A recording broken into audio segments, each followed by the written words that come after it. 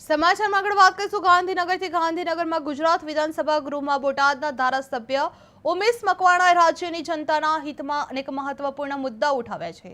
તેમણે મહિલાઓ અને બાળકો માટે એસટી બસ અને મેટ્રોમાં 50% ટિકિટ રાહત આપવા, ગ્રામ્ય વિસ્તારોમાં આવાસ યોજના હેઠળ શહેર જેટલી જ સહાય ફાળવવાની તેમજ બોટાદ જિલ્લામાં મહિલા આઈટીઆઈ શરૂ કરવાની માંગણી કરવામાં આવી હતી। સાથે જ અન્ય રાજ્યોની જેમ ગુજરાતમાં પણ મહિલાઓને દર મહિને સન્માન રાશિ આપવામાં આવે તેવી રજૂઆત કરવામાં આવી હતી। માંગણીઓની ચર્ચા દરમિયાન તેમણે માંગણી નંબર 57 પર કાપ દરખાસ્ત મૂકીને મંત્રી સમક્ષ આ મુદ્દાઓ પર સરકારનું ધ્યાન દોરવામાં આવ્યું હતું। જે વિધાનસભામાં ઉમેશ મકવાણાની મહત્વપૂર્ણ માંગણી કરવામાં આવી હતી, જે મહિલાઓ માટે અને બાળકો માટે બસ મેટ્રોની રાહત કરવામાં આવી હતી, જે ગ્રામ્ય આવાસ માટે સમાન સહાય માંગ ઉઠવા પામી હતી, જે બોટાદમાં મહિલા આઈટીઆઈ શરૂ કરવાની માંગ કરવામાં આવી હતી, જે મહિલાઓને માસિક સન્માન રાશિની પણ માંગણી કરવામાં આવી હતી।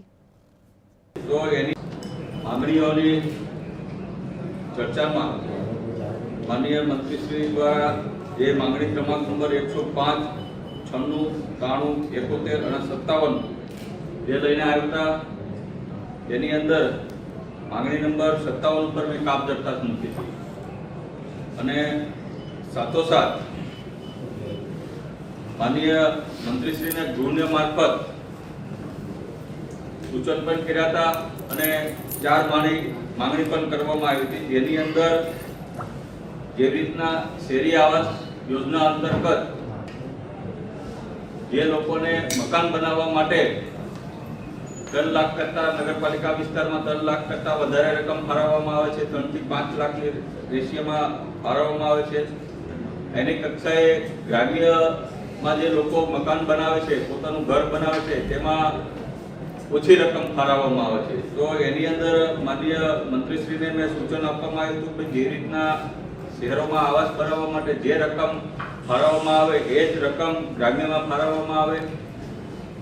સાથોસાથ બોટાદ જિલ્લાની અંદર આજ સુધી એકેય મહિલા આઈટીઆઈ કોલેજ બનાવવામાં આવી નથી। તો ગૃહના મારફત મંત્રીશ્રી પાસે બોટાદ જિલ્લાની અંદર એક મહિલા આઈટીઆઈ બનાવવાની માંગણી કરી હતી અને સાથોસાથ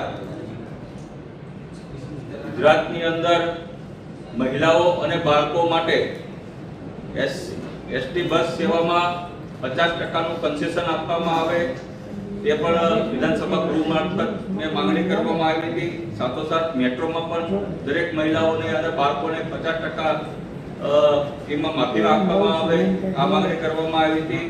અને ખાસ સાથોસાથ જે રીતના મહારાષ્ટ્ર, હરિયાણા, બિહાર અને પંજાબ જેમાં મહિલાઓને એના સન્માન માટે મંથલી એટલે કે મહિને સન્માન રાશિ આપવામાં આવે છે।